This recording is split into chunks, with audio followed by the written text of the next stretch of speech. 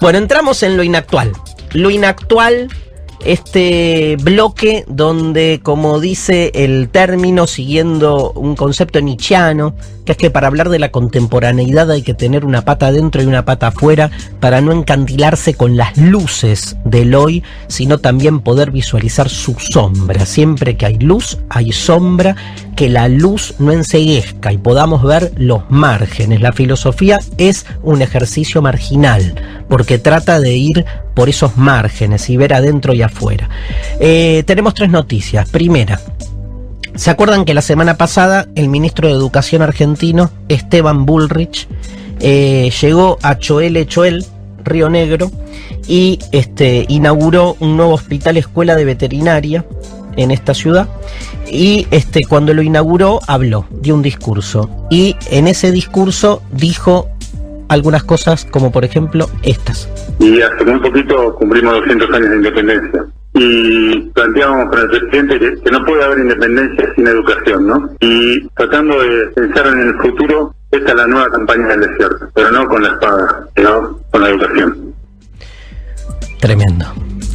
Tremendo. Lo primero que puedo decir es tremendo. Porque pasan muchas cosas. Parece que en ese momento la gente como que lo miró mal. Y estoy citando no a Página 12, que Nora Beiras hizo una gran crónica, sino estoy citando a Clarín, que rápidamente, hizo una nota y, refirió a estos dichos y contó que todos los allí presentes rápidamente se pusieron como mal, lo miraron mal. El ministro se dio cuenta de que metió la pata y agregó: me refiero a ese proceso histórico, o sea, la campaña del desierto, del avance en un territorio que no estaba conquistado, ocupado.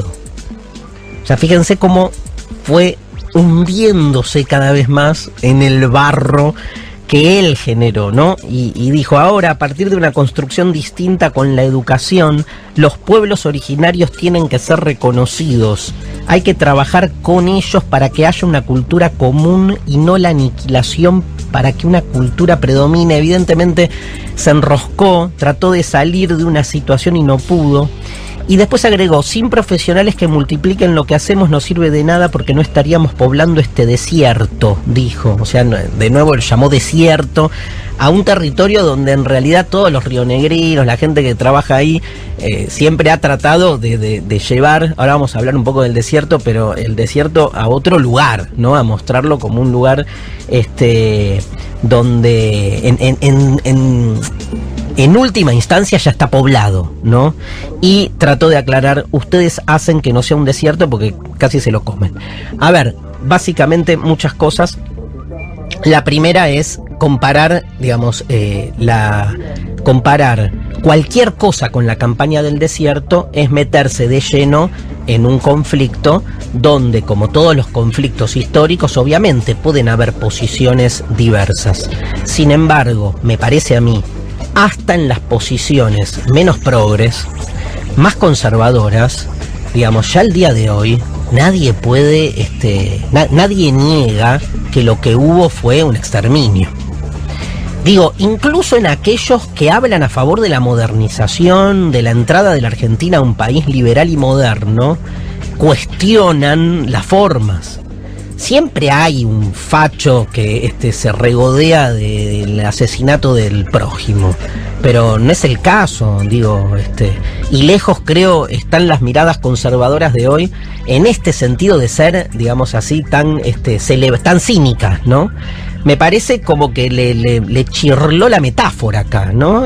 Porque es comparar cualquier cosa con la campaña del desierto, es compararla con un acto de violencia. Y entonces ahí uno puede ponerse así en psicoanalista barato, hacer un análisis filosófico jugando con las palabras y decir, bueno, en algún punto algunos deben creer que educar también es un acto de violencia.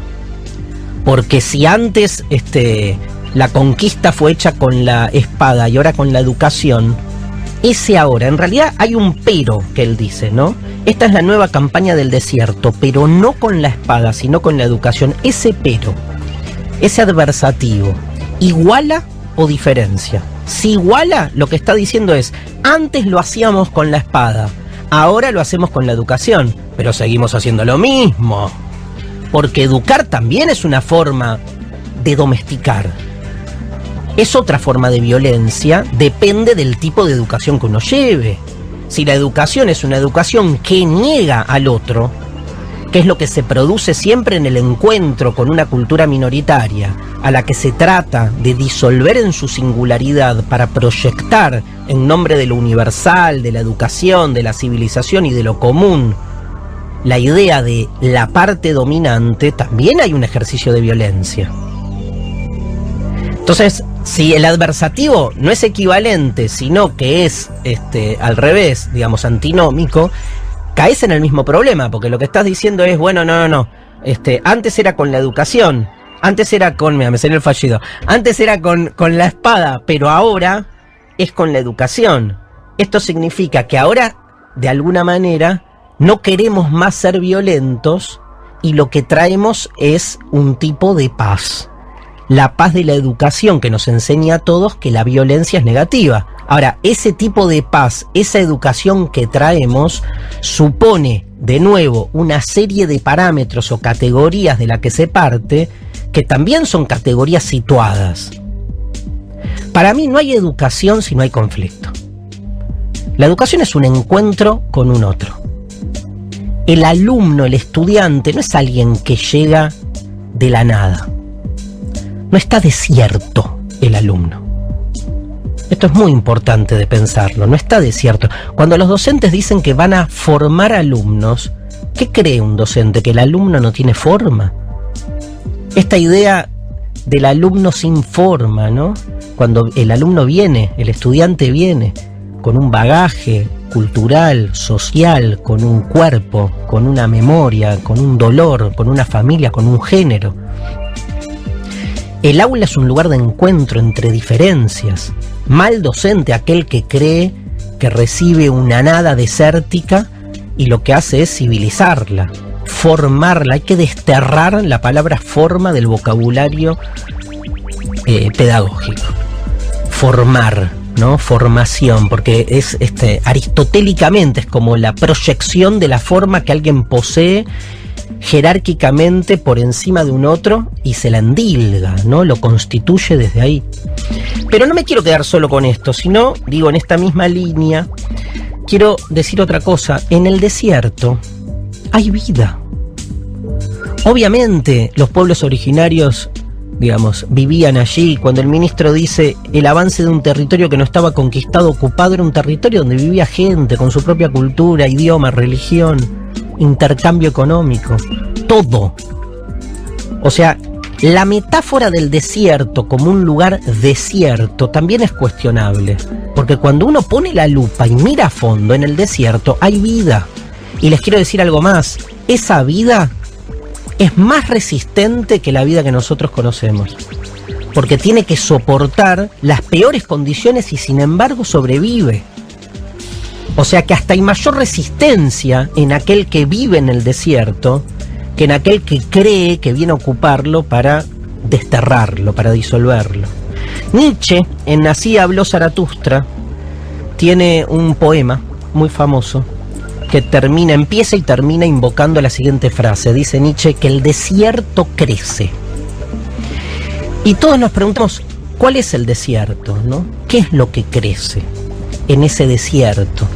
El desierto crece, dice Nietzsche, hay de aquel que alberga desiertos. Claro, uno puede pensar, digamos, que en el desierto no hay nada, y uno puede pensar todo lo contrario, ¿dónde está esa nada? O no hay más nada en manuales de estudio y programas planificados para todos de manera serializada y normalizada repetir siempre los mismos contenidos. O no hay más desierto en esa repetición burocrática de formas pedagógicas que nunca conectan con la singularidad del otro. El mismo Nietzsche dice, debo irme al desierto para ser un espíritu libre. Tal vez esa nada nos genere mucha más libertad o emancipación que ese todo en el que habitamos en una cultura civilizada, pero en la que nunca podemos elegir nada, sino que todo se nos impone como la única opción. Bueno, nada.